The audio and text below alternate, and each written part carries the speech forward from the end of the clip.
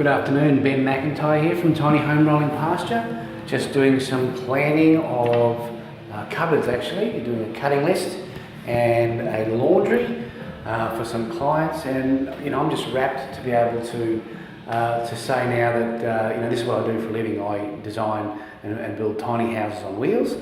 I spent hours and hours and hours doing the same thing at my kitchen table without being paid for it. But now I'm really happy that I can do this professionally. I've got some big news for you.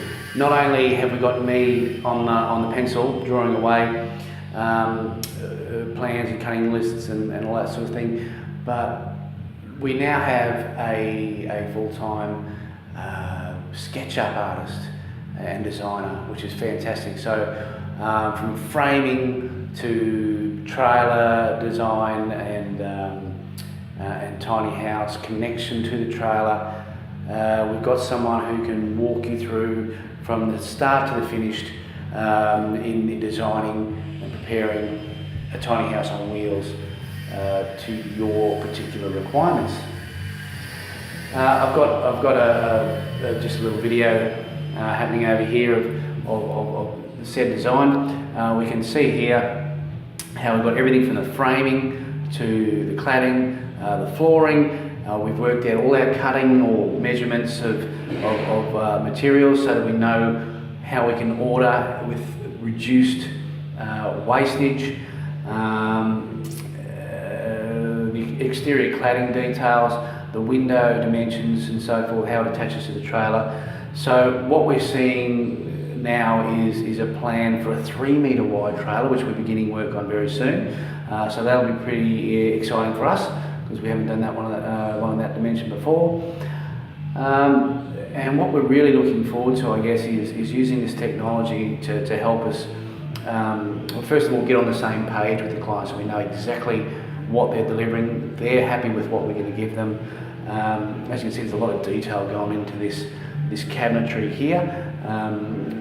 As it flips around, you'll see that there is, it's quite a detailed open shelving space there on the back of that cabinet, perhaps, and really, that sort of detail is best worked out before we build rather than during the building process. And I guess I'm going through a bit of that at the moment, where I'm working with some clients who have done some planning themselves, and they came to me with a plan and said, "Can you build this?" And I said, "Yes, let's get started." And what's happened is, things have not been drawn to the dimensions that reality allows. And unfortunately, when we say to our clients, well, we can't actually do it in those dimensions because it won't work, it's too close to this, or we need to leave that much space instead of that much space, there's architecturally speaking, we need a big thick header that goes in here so that we can give you a safe structure. So that means we can't have the windows that close to the top. They need to be brought down a bit, and things like that. And it creates a bit of tension because the plans have been made and the client wants it as the plans are drawn, but that's not always possible for a number of reasons. So it's always a bit of a headache working through them. What I think we can do now with this planning SketchUp is that we can have it fairly well designed so that we get a mutual understanding of exactly what's going where.